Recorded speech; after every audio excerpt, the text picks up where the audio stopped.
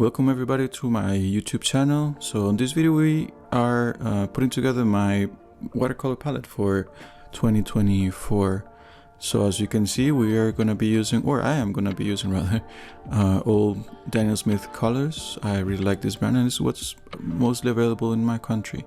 And we're going to be putting them on this kind of cheapo watercolor palette. I was using it for something else, but I just cleaned it up and we're gonna repurpose it for next year. So yeah, let's jump into it. So the first color, as you can see, it is Buff Titanium. I don't really have too much experience with this color, but I really like it. What I have used it for, I think it's very nice, very opaque, but you can use it in combination with other colors to give interesting textures and so on, especially when you're thinking about urban sketching, painting different kinds of stones and so on. So yeah. Next one is Hansa Yellow Medium. I don't really like cool yellows, and if I was using just like a New Gamboge or something, it would be just way too warm. So I think the medium one is a very nice middle ground. Next, Quinacridone Gold. I really like this one. This is I just said that I didn't like yellows too much, but this one is one that I really love. It is like an earthier, dirtier kind of yellow, and I think it's so useful for pretty much anything that you can think of. If it's nature, I would use this yellow. If it's fruits, bananas, whatever, this is the one that I would go for. Then Pyrrol Scarlet. As straight as a Pyrrol Scarlet could be, a cool red that you can use for pretty much anything. I want to start painting a little bit more with this limited palette by Zorn, and he uses a vermilion, and that's a warm red, just as this one is. So yeah, I'm gonna include this one for next year. Next color is Pyrrol Crimson. Yeah, this is I feel like it's like a middle ground red. Again, super useful, super versatile. That's gonna be the topic for this palette, useful and versatile. And I don't do too much portrait painting, but this one I think it would be very, very good for that. And yeah, again, natural things, apples and so on, just as an example. Then we have Potter's Pink.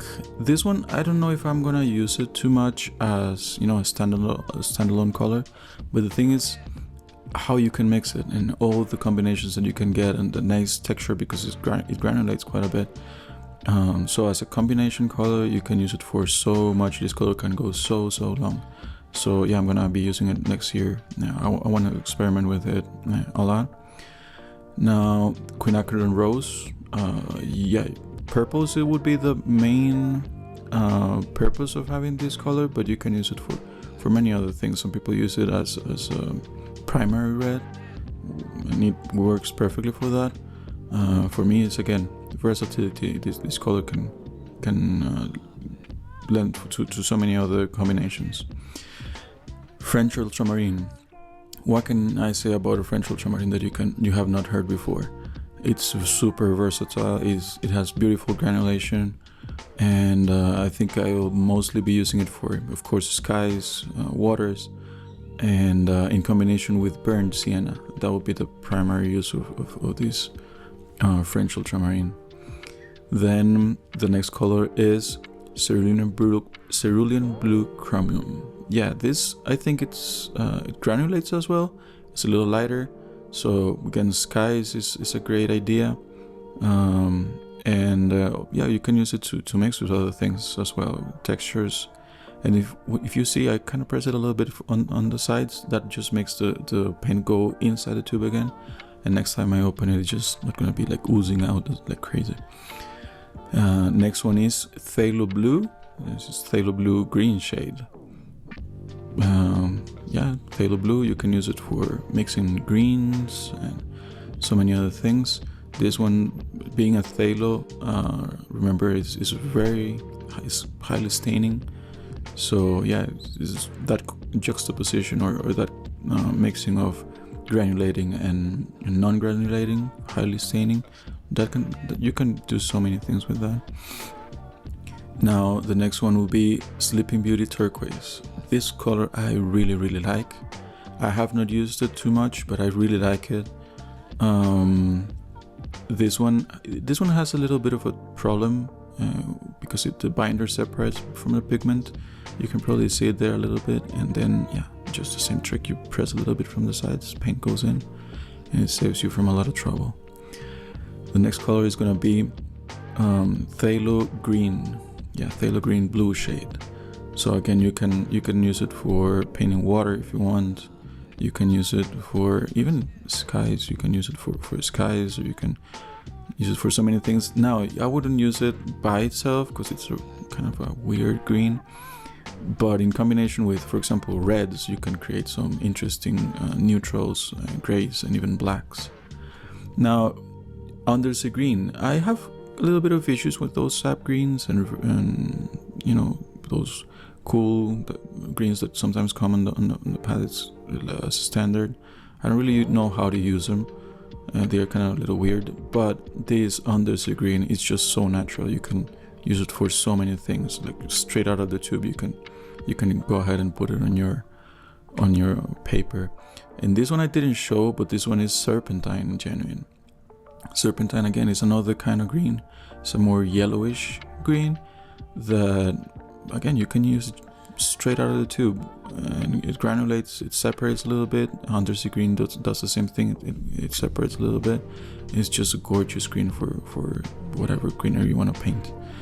Yellow ochre, again, just like French ultramarine. What can I say about yellow ochre that you have not heard before?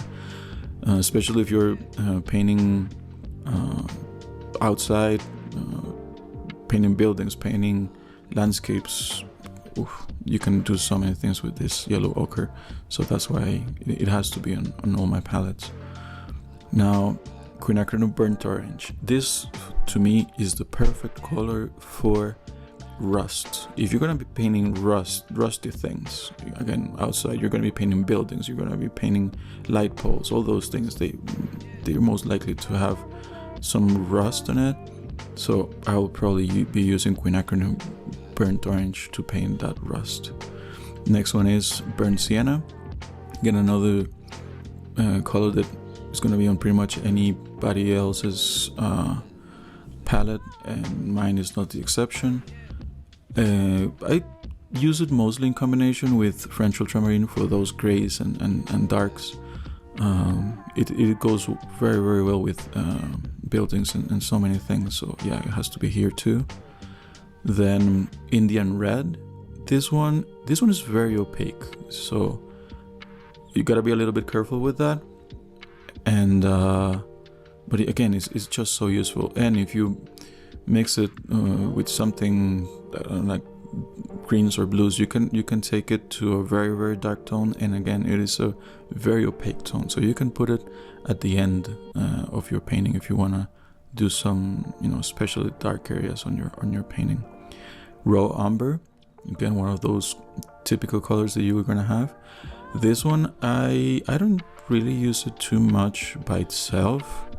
What I usually do is I use it to darken other colors. So for example, if I'm painting, again, let's go with the example of the banana. If I want to make the shadows or the shady parts of that banana, I'm going to be using in combination with this one. Now, Jane's Gray, I thought at first it was a little bit of a weird color to use, because again, it's just a combination of French ultramarine and burnt sienna. So it is, sometimes I think does it make sense to have it here? But yeah, it does make a lot of sense to have it there. You can use it straight out of the tube and it's not going to be a disrupting color. So yeah, it's great. Sodalie Genuine, this is again one of my favorite colors. It just granulates in such a beautiful way. I don't know, I just love Sodalie Genuine. It has this neutral but bluish tone to it. It is just gorgeous. So that's gonna be my 21st or color number 21 there. Even though I don't have I made the space to put it there. So yeah, that's it. That's gonna be it. If you see there, some of the colors kind of separate a little bit from the pigment from the binder. So I'm gonna go ahead with this clip that I strengthened just to mix them up a little bit. So you might be wondering, because this palette looks a little bit, or quite a bit like Jane Blundell's palette, the 20 color palette. I kind of took inspiration from her, from her suggestions, because I just think she's great. There's no denying she's got a lot of experience when, you know, studying color and watercolor, how it mixes and so on. So yeah, I kind of took that one as a base. I noticed that there were I don't know, let's say 2/3 of the colors that I was using already, so I decided to take it a little further, kind of make it my own a little bit. For example, I added that Sleeping Beauty turquoise that I really like. I don't remember which one was the one that she had instead of that one, but yeah, I want to experiment with that one, so I added the Sleeping Beauty turquoise. Then she doesn't have the Serpentine green. I think she has a sap green. I rather have the Serpentine. Then she doesn't use yellow ochre. She used that goethite that I don't really have, and I don't feel like buying another tube. So yellow ochre is gonna be my my addition to this palette. And yeah, at the end I added that Sodalie that as I'm telling you, I like so much. This palette, well, as you can see, is one of those budget palettes, nothing fancy here. It's a 20 well palette, and I just added that extra one, so I got 21 colors. And yeah, so what am I going to be doing next year with this? I plan to do painting outside. I really want to paint outside. So plein air. I want to be painting not just buildings like urban sketching and so on, but also nature. I want to go outside and paint the mountains here and the, you know, rivers and beach and so on and so forth. So that's what I want to do with this palette. We'll see how it goes. I don't know if I'm going to be changing too much of the colors. I don't think so. It's not as easy to change a color here, but that's why I did not so much paint on each well, just a tiny little bit. And another purpose of me, you know, spreading the color like that is that I can go in with my brush, a bigger brush, and just scrub off more of the color. So yeah, this is it. This is the palette that I'm going to be using next year. I hope you like it. I hope you subscribe to my channel and see what I'm going to be painting. So thank you, everybody. Thank you for staying this long if you did. And yeah, have a nice one. Take care.